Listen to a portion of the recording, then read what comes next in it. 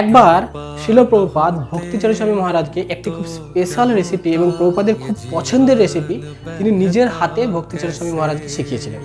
সেই রেসিপিটার নাম হলো বাটি চচ্চড়ি। এটা শ্রীল প্রভুপাদের খুবই পছন্দের ছিল। আর ভক্তিচরণ স্বামী মহারাজ যেহেতু শ্রীল প্রভুপাদের তখন প্রভুপাদের জন্য রান্না করতেন, তো সেজন্য তিনি তাকে নিজের হাতে এই রান্নাটি শিখিয়েছিলেন। তো ভক্তিচরণ স্বামী মহারাজ বর্ণনা করছেন যে যখন প্রথম শ্রীল প্রভুপাদ এই রান্নাটা শেখান, তো তখন সেই সময়ের যেভাবে শেখান আর কি, তো তিনি জানতেন না কীভাবে এটা রান্না করতে হয়। তো তিনি মহারাজকে কীভাবে পটল আলু টালু সব নিয়ে আসতে বলেন, কীভাবে কাটতে হয় সেটাও পর্যন্ত শিখিয়ে দেন। তো তিনি বর্ণনা করছেন যে প্রথমে প্রভুপাদ আমাকে বলে যে পটল কাটা হয়ে যাওয়ার পর একটা পিতলের পাত্রে, তো সেখানে অনেকটা পরিমাণ শুকনো লঙ্কা, হলুদ প্রথমে দিতে হয় এবং তারপর অনেকটা পরিমাণ শুকনো লঙ্কা সেখানে দিতে বলে, অনেকটা পরিমাণ। তারপর প্রভুপাদ বলে যে আমার ম্যাসেজের জন্য যে সর্ষের তেলটা নিয়ে আসা হয়েছে সেটা নিয়ে এসো, এবং তারপর তেলটা নিয়ে আসার পর বলে ঢালতে থাকো। এখন ঢালতে এবার ভক্তিচরণ স্বামী মহারাজের আইডিয়া নেই যে প্রভুপাদের জন্য রান্না এতটা তেল দিয়ে কি হবে। তো তিনি ঢালতে প্রভুপাদ যেহেতু থামতে বলেননি, তো ঢালছেন। কিছুক্ষণ পর ভক্তিচরণ স্বামী মহারাজ দেখছেন যে প্রভুপাদ তো চুপ করে, তাহলে বোধহয় আর ঢালতে, মানে এতটা তেল তো লাগে না কোন তরকারি, এত তেল খেলে তো শরীরের জন্য ক্ষতিকর। তো তিনি থেমে গেছেন। তখন প্রভুপাদ বকা দেবে, যাই তোমাকে আমি থামতে বললাম, ঢালো। তো আবার ঢালছে। তো ঢালতে অনেকটা ঢালার পর তেলটা হয়েছে। তো তারপর সেই তেল দিয়ে এবং অনেকটা শুকনো লঙ্কা দিয়ে তিনি সেই রেসিপিটা শেখান। তো কিছু যাবত পর শ্রীল প্রভুপাদ একবার বৃন্দাবনে ছিলেন। তো তখন ভক্তিচরণ স্বামী মহারাজকে ডেকে বলেন যে আমি তোমাকে যে সেই যে বাটি চচ্চড়ি রেসিপিটা শিখেছিলাম, নিজের হাতে শিখেছিলাম, তো ওইটা আমার আজকে খেতে ইচ্ছা করছে, তুমি ওইটা আমার জন্য বানাও। তখন শ্রীল প্রভুপাদের শারীরিক অবস্থা একটু খারাপ ছিল, মানে শারীরিক অবস্থা একটু খারাপ থাকার কারণে সেই সময় প্রভুপাদকে একটু দেখাশোনার মধ্যে রাখতে হচ্ছিল। এবার ভক্তিচরণ স্বামী মহারাজের সাথে প্রভুপাদের ছিল খুবই ঘনিষ্ঠ ছিল এবং খুব স্নেহ করতেন প্রভুপাদ ভক্তিচরণ স্বামী মহারাজকে, এবং ভক্তিচরণ স্বামী মহারাজও শ্রীল প্রভুপাদকে তিনি নিজের মতো করে, নিজের পিতার মতো, তার থেকেও বেশি তাকে ভালোবাসতেন। তো তিনি মনে মনে পরিকল্পনা করলেন যে ওই রেসিপিটার জন্য অনেকটা শুকনো লঙ্কার অনেকটা তেল দিয়েছিল প্রভুপাদ। যেহেতু প্রভুপাদের শরীর এখন খারাপ, এখন আমি এতটা তেল দেবো না। তিনি কি করেন, অল্প তেল আর অল্প লঙ্কা দিয়ে বাকি রেসিপিটা করেন।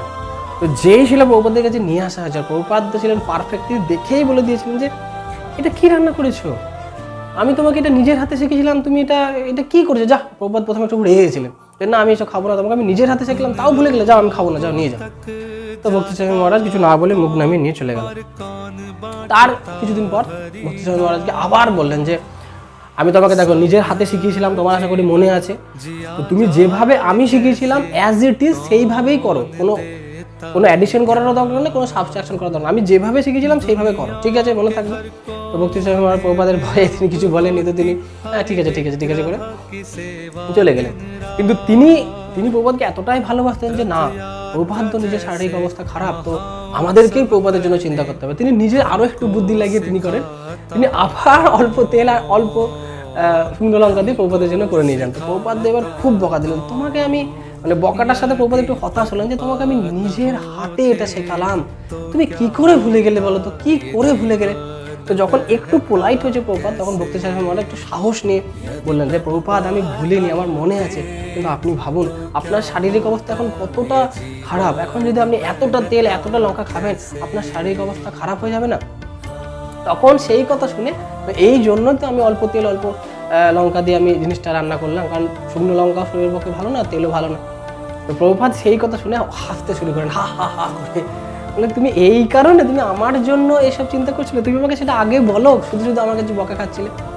তো প্রভুপাদ তখন বলেন, দেখো এই যখন আমি একটা পিতলের পাত্রে যখন আমি এতটা তেল আর এতটা শুকনো লঙ্কা নিচ্ছি, তখন তেল কি করছে, সর্ষের তেল শুকনো লঙ্কার প্রভাবটা, ক্ষতিকর প্রভাবটা কাটিয়ে দেয়, আর শুকনো লঙ্কা তেলের যে ক্ষতিকর প্রভাবটা সেটা কাটিয়ে দেয়। ওই জন্যই তেলও বেশি করে নিতে হয়, শুকনো লঙ্কা বেশি করে নিতে হয়। তো এটাতে কোনো ক্ষতি হয় না, যেহেতু একে অপরের রিয়াকশনটা কাটিয়ে দেয়। তো সেই জন্য বেশি তেল দিলেও এটা অ্যাকচুয়ালি কোনো ক্ষতি হয় না। তো সেই জন্যই আমি বেশি তেল, এই রেসিপিটা রান্নাই করতে হয় ওইটা দিয়ে, তেল এবং শুকনো লঙ্কা দিয়ে, যাতে একে অপরের প্রভাবটা নষ্ট করে দেয়। তো সেই জন্য তুমি কি করে ভাবলে যে আমি যখন বলছি তার মানে তুমি আমাকে জিজ্ঞেস তো করো, আমি নিশ্চয়ই তার পিছনে কোনো কারণ আছে। তো ভক্তিচরণ স্বামী গুরুরাজ বলছেন যে তখন আমার দিব্য চক্ষু খুলে গেল যে Srila Prabhupada is perfect, is so perfect. Prabhupada কখনো ভুল হতেই পারে না। তো প্রভুপাদের শুধুমাত্র যে আধ্যাত্মিক নয়, তার সমস্ত ব্যাপারে তার ছিল মানে দিব্য জ্ঞান, মানে তিনি মানে দিব্য জ্ঞান হৃদয়, তার সমস্ত ব্যাপারে তিনি এতটাই কৃষ্ণের শুদ্ধ ভক্ত যে জানার কোনো কিছু তার বাকি ছিল না। মানে Krishna is the source of all the knowledge. তো তার ভক্ত, কৃষ্ণের ভক্ত ছিলেন শিলা প্রভুপাদ, তিনি কি করে অজানা থাকবেন? তো সেই জন্য